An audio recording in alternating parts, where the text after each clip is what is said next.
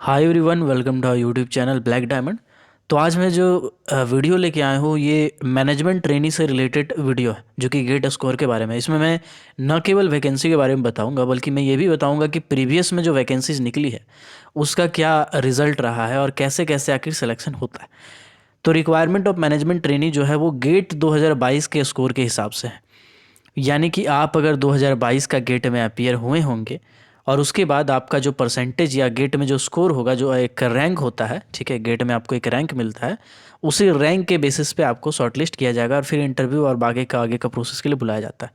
कोल India limited के बारे में ऑलरेडी आपको बता चुका हूँ, बहुत सारी वीडियो है मेरी, आप जाके देख सकते हैं, बट मैं एक बार शॉर्ट में फिर से बता देता हूँ।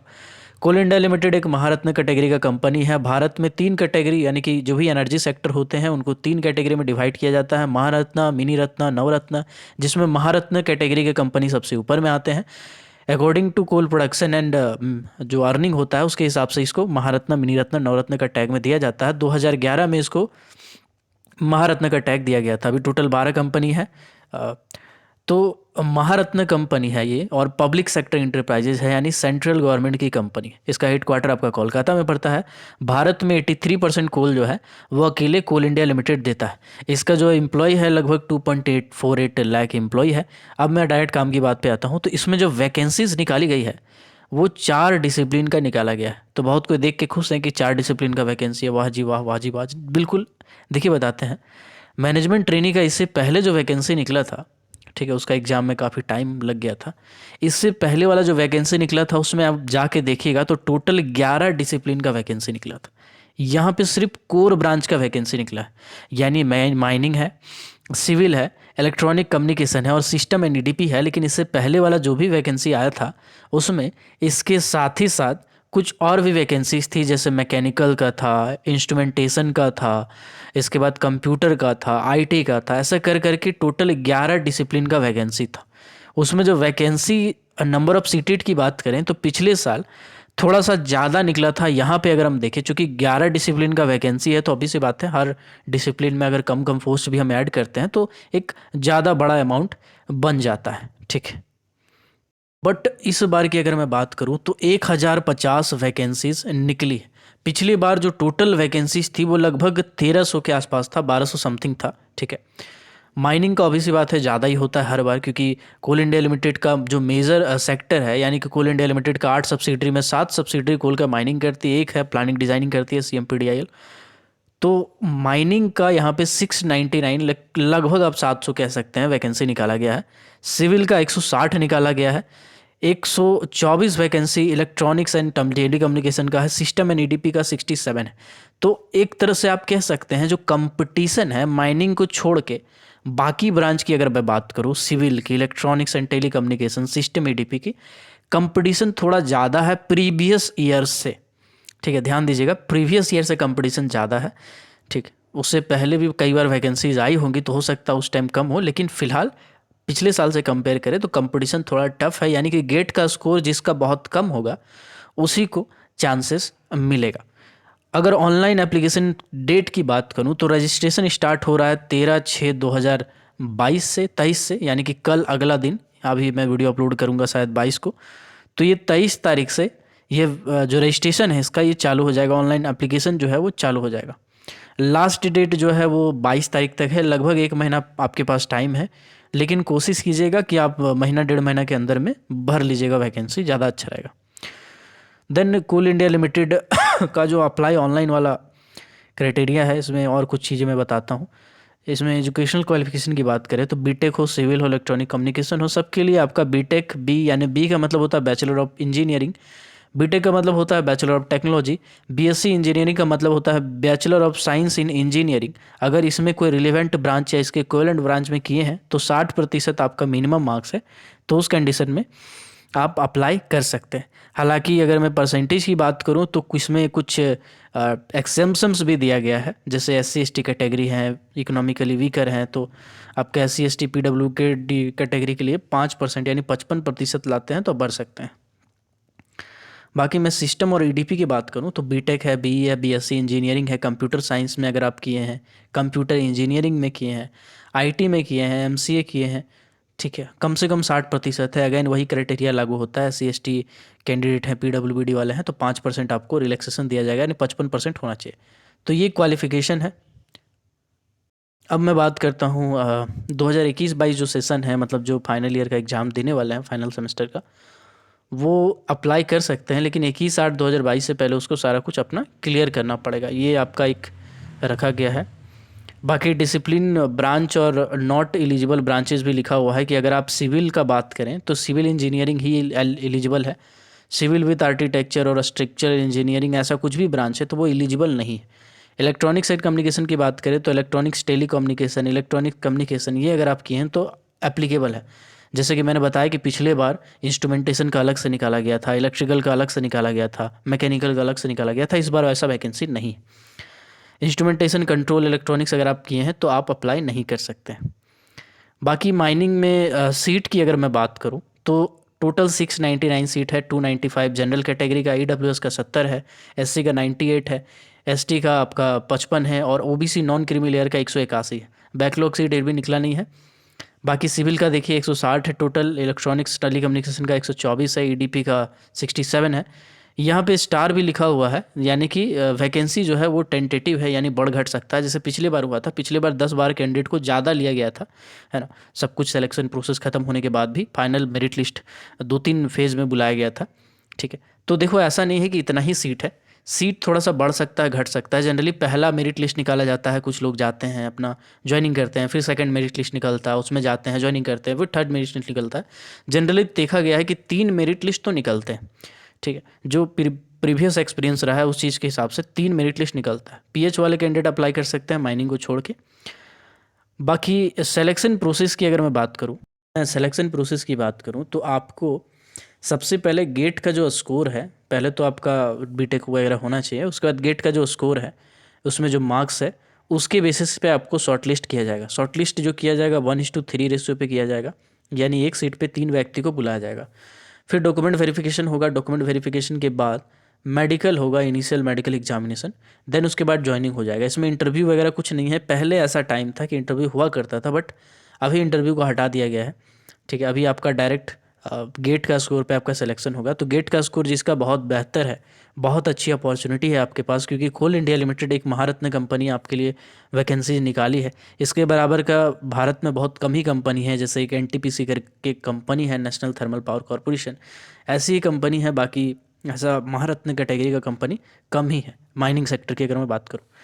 एप्लीकेशन फ़ीस इसमें 1,000 रुपया रखा गया है। ठीक है, और GST भी जुड़ेगा इसमें, तो 1,080 रुपया आपका इसमें लगेगा। ऑनलाइन मोड से आप अप्लाई कर सकते हैं। मे बी आई होप कि UPI का ऑप्शन देता हो, लेकिन कोल इंडिया नहीं देता है, तो आपको credit card, debit card, net banking रखना पड़ेगा जब आप फॉर्म भरते हैं तब। अपर एज रिलैक्सेशन की बात करें तो सेंट्रल गवर्नमेंट का क्राइटेरिया लागू होता है, जो कि सब जगह सेम है। OBC का 3 साल, SC ST का 5 साल, जनरल कैटेगरी का अगर डिसेबिलिटी है तो 10 साल, OBC नॉन क्रीमी लेयर में डिसेबिलिटी है 13 साल और SC ST में डिसेबिलिटी है तो 15 साल। ठीक है, लेकिन माइनिंग वाले में अप्लाई नहीं कर सकते हैं।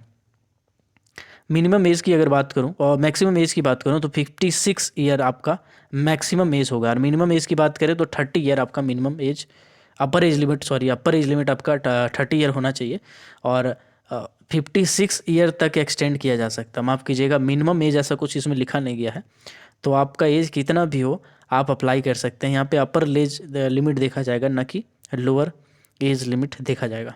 ठीक है, रिजर्वेशन और रिलैक्सेशन क्राइटेरिया लागू होता है ना। किसको किसको कैसे कैसे रिजर्वेशन और रिलैक्सेशन दिया जाएगा, यहाँ पे पूरी डिटेल में लिखा हुआ है।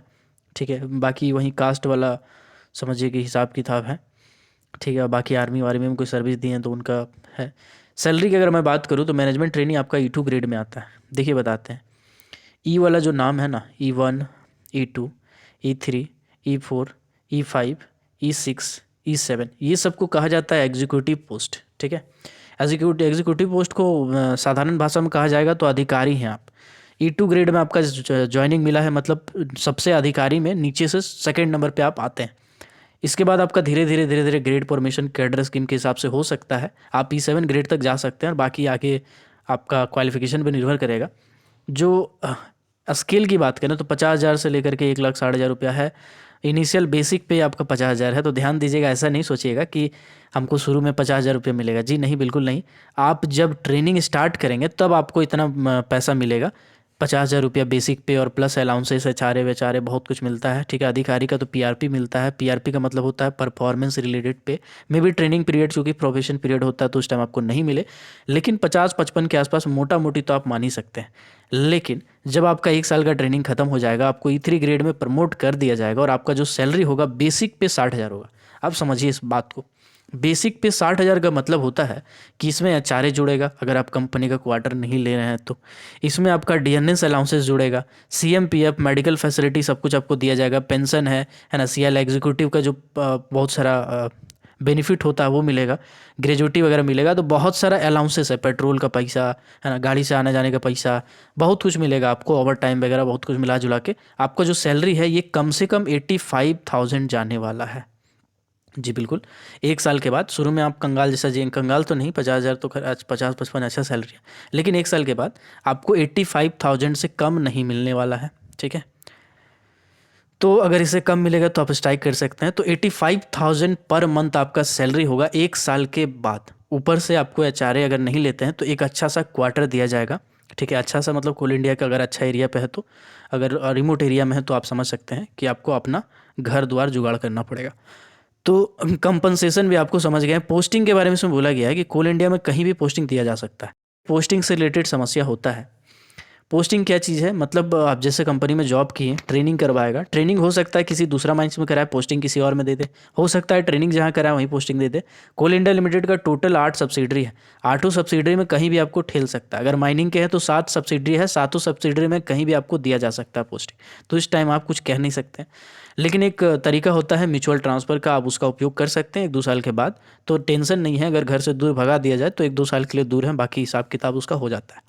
सर्विस बॉन्ड एग्रीमेंट, ये चीज़ की अगर मैं बात करूं तो कंपनी में आप कम से कम 60 साल 60 महीना का, कम से कम 60 मंथ का सर्विस दे रहे हो, मतलब कुल मिला करके कहा जाए तो आपको 3 लाख का बॉन्ड एग्रीमेंट बनाना है।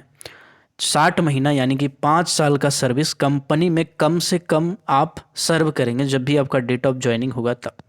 ठीक है, अगर इससे पहले आप छोड़ते हैं तो आपको कंपनी को 3 लाख रुपया हर्जाना देना पड़ेगा, और साथ ही साथ कुछ और भी चीज़ें इसमें जुड़ जाती है, प्लस जीएसटी वगैरह। ठीक है, तो 3 लाख का जीएसटी निकालिएगा 18% का रेट से, तो अच्छा खासा पैसा, और प्लस वकील लन फन का जो खर्चा होता है। तो मतलब हमको नहीं लगता है कि इसको छोड़ना आपके लिए बहुत अच्छी बात है। एक महारत्न की कंपनी जॉब छोड़ रहे हैं। मेडिकल एग्जामिनेशन की बात करें तो आईएमई लिया जाएगा एज़ पर स्टैंडर्ड। यहाँ पे एक होता है पी, एक होता है P1। ठीक है, अगर मेरा वीडियो नहीं देखे हैं तो आप जरूर देखिएगा पी और P1 क्या होता है। पी और P1 है मेडिकल स्टैंडर्ड फिटनेस का सर्टिफिकेट। पी का मतलब होता है अगर आप माइंस में नहीं काम करके डिस्पैच में काम कर रहे हैं, यानी ऑफिस में बैठ रहे हैं, हिसाब किताब कर रहे हैं, ऑफिस में कुछ काम है आपका, तो उस कंडीशन में उसको आप पी कैटेगरी में रखते हैं। एम्प्लॉय का जो मेडिकल एग्जामिनेशन होता है फॉर्म पी के तहत किया जाता है।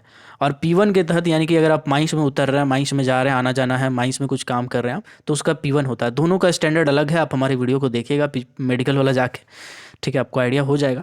तो उसी हिसाब से इसमें मेडिकल एग्जामिनेशन लिया जाएगा। अप्लाई करने के लिए आप वेबसाइट पे जा सकते हैं www.coalindia.in, और यहाँ पे job@coal-india-limited को देख सकते हैं। ठीक, तो आई होप आपको ये वीडियो पसंद आया होगा। बाकी इसमें बहुत सारा FAQ वगैरह दिया है, 1.4 MB का है। ठीक है, अच्छा क्वालिटी में वीडियो अपलोड करता है ना। तो अब कुछ इससे रिलेटेड बातें मैं आपको बता देता हूँ। अगर किसी का गेट का स्कोर खराब है तो निराश मत होना, हताश मत होना, क्योंकि इसमें एक मेरिट लिस्ट नहीं निकलता बल्कि दूसरा तीसरा मेरिट लिस्ट तक जाता है। तो अगर कभी ऐसा हुआ तो तीसरा मेरिट लिस्ट तक जा सकता है।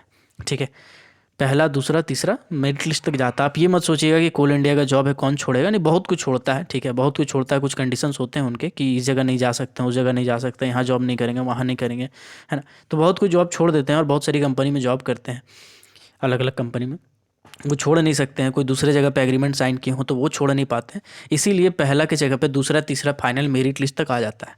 ठीक है, इसके बाद गेट का स्कोर से सिलेक्शन होना है, तो गेट का स्कोर अगर अच्छा है तब तो ज़रूर अप्लाई कीजिएगा, मिड गेट है तब भी आप अप्लाई कर दीजिएगा।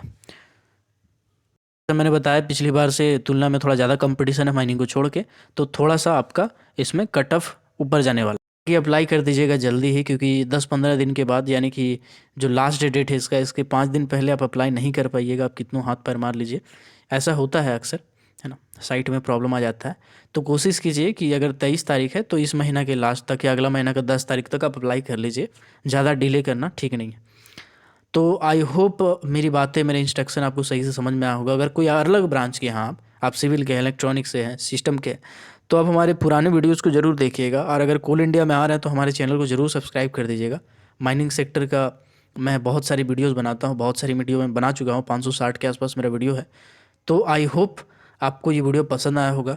इस वीडियो को पसंद आया है तो इस वीडियो को एक लाइक कर दीजिए। कमेंट सेक्शन में कुछ कहना चाहते हैं तो ज़रूर कहिएगा। मिलते हैं अगले किसी वीडियो में, तब तक के लिए keep watching, keep supporting. Till then, जय हिंद।